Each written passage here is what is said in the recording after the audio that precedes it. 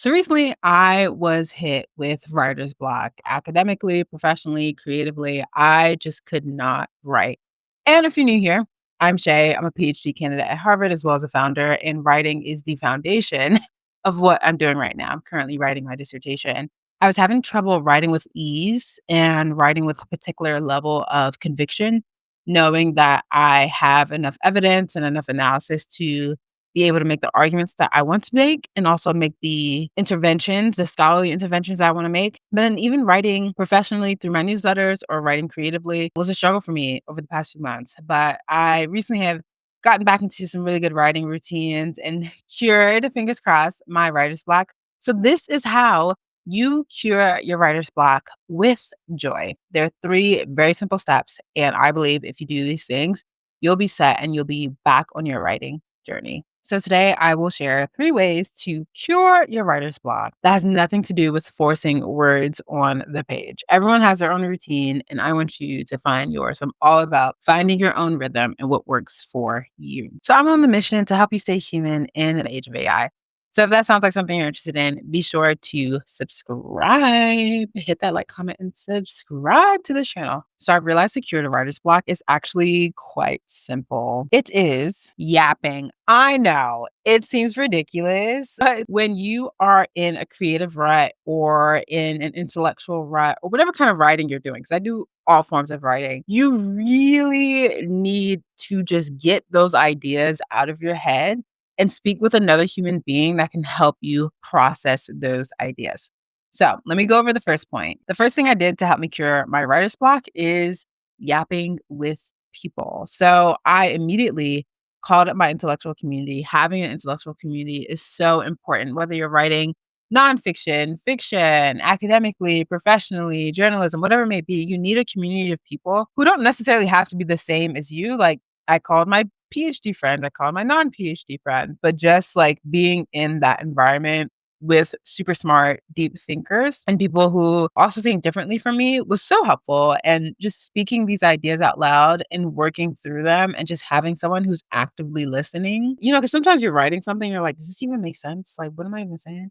And like having that community that you can go to yap is so helpful. Like, I just felt like everything that I was mulling through and thinking through, I was able to do that in community. And I always say, like, learning is a social process, guys. Like, I love university. I love how quickly and easily we can disseminate information. At the end of the day, like, my university experience was so amazing, not only because of the classes I took and the professors, which were amazing, but also because of my classmates who were also super smart and the conversations we had outside of the classroom that really made my university experience. So whether you're a emerging writer or a new writer, or you've been writing for 50 years, you know how important it is to have a community of people around you who can help you work through your ideas. Talking out loud. I don't think chatting out loud with an AI chatbot like ChatGPT or Gemini is as helpful as chatting with a human being, because there's still a level of like people pleasing within these AI models that I know they're currently like trying to work through. Although some people want the people pleasing, which is like a whole nother philosophical box I'm not ready to open right now. But you really need someone who's gonna like push back on your idea, someone that has a range of experiences that might contradict what you're theorizing or what you want to write about, or even how you want to phrase something. Like there's a musicality to writing, at least for me. I don't know. I can't speak for everyone, but there's like a musicality to at least my creative writing that I need another human being to test and see if they can hear it. Because storytelling for me isn't just about, the characters or the plot. It's also like, what is the reader's experience actually reading this piece? Like, how is it transforming them through the process of reading? So, it's just something to like think about. I think the most important thing with finding your intellectual community is they just have to be smart and curious. Like, once again, I spoke to non-PhDs, spoke to PhDs, spoke to a wide spectrum of people. All of them are just super curious and super smart. So it was actually like really easy to like work through some of the places where I felt stuck, because they just had their own wisdom, their own insight, and their own experience, honestly, that helped me shape these ideas that were like stuck in my head, but I didn't know how to really like put on paper. Okay. The second thing that cured my writer's block is pure joy and humor. So I made like a silly Instagram reel about an event that had happened. And originally, so this is the thing that is like so funny about social media sometimes is that like I oftentimes like I'm a very serious person when it comes to like academia and my business and everything like that. But like those who know me in real life, like I'm a bit of a jokester. So like because I was in such like a deep rut, I had lost the sense of joy and humor that comes from just being a human being on this earth. And I think ultimately, because we're going through such tough and transformative times, like all over the world, it's like actually quite radical to choose joy. It is quite healing to say, in the midst of all this chaos, I'm going to carve out my own pocket of joy to find peace where there is chaos. Like that is a very beautiful and also hard thing to do. Don't get me wrong. But there's certain times where you just need levity. You just need to like laugh. So like I like made this silly Instagram reel and the response was just like hilarious and it was just like a moment of yeah, just connection and just like laughing and just being able to like laugh again, like that lightheartedness like lightened my heart and my mind so that I could write. Joy and humor is so crucial in the writing process because of the idea that in order to be a good writer, you have to like plow through it. You have to, discipline yourself through it. You have to be really harsh on yourself, almost like the whole like tortured artist or like tortured writer myth. And I don't necessarily believe in that. I think there are times where you do need to like, put the foot to the pedal and make sure that you like get this stuff out, especially if you're on a hard deadline. But at the same time, I feel like almost beating yourself into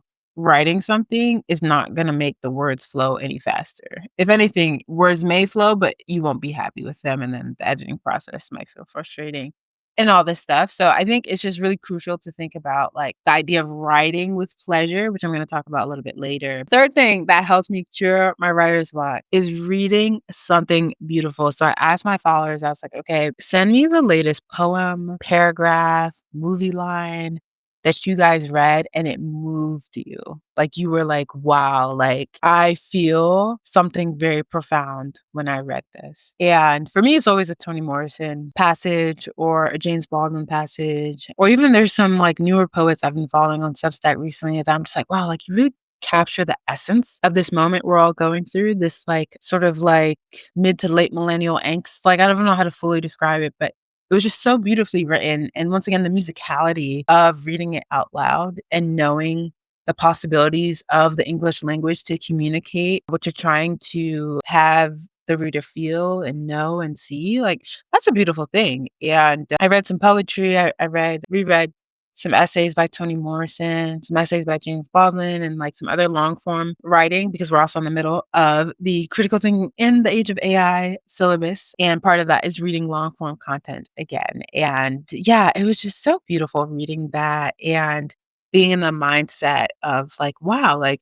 this is what it means when words land properly within the human heart and that human to human connection without having to be face to face. Like that is like phenomenal, like chef's kiss. And I think it's all about like drawing inspiration from people who have done what you're trying to do. Okay, so ultimately, what I'm trying to say here is we need to reframe the writing process away from sort of perpetuating the tortured artist myth to how do we write with pleasure. And honestly, not just only how do we write with pleasure, but how do we recalibrate our dopamine reward systems to write even when it's neutral, even when you're actually bored and you are not necessarily inspired, but you're not necessarily in a rut. Like that's also a tricky place to be in where you don't necessarily have writer's block, but you're just not like happy or inspired to really write. And it's like, how do I work through boredom? How do I recalibrate my dopamine and my sense of reward to know that I can write even when I'm not particularly, compelled or motivated by what I'm writing. And I'm thinking about this also in terms of like academia as well, whereby a lot of the things that you're writing is to like prove a point. There's no like necessarily like, it doesn't have to be beautifully written. And I think one thing that got me through my writer's block is like, even if I'm like a bit worn out from this specific subject that I'm writing about, how about I just think about making it something quite beautiful to read? And then that thinking in the mind of a creative writer actually helps me write academically because I'm like, okay, like find something else to motivate me to write.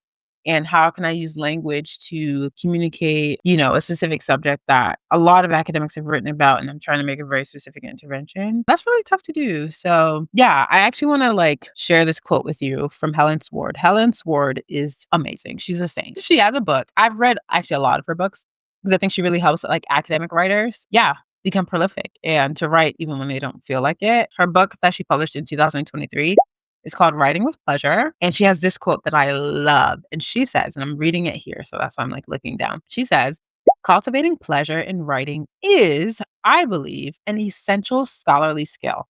Not just a survival skill, but a creative skill, a human skill. Intuition and common sense already tell us that writers who strike the keys with joy are more likely to be prolific authors, engaging communicators, and skillful wordsmiths, not to mention happier people overall than those who struggle to get words onto the page. So for me, I feel like the real skill is how do I write beautifully even when I'm not inspired? And that is what I have had to work through in the past few weeks.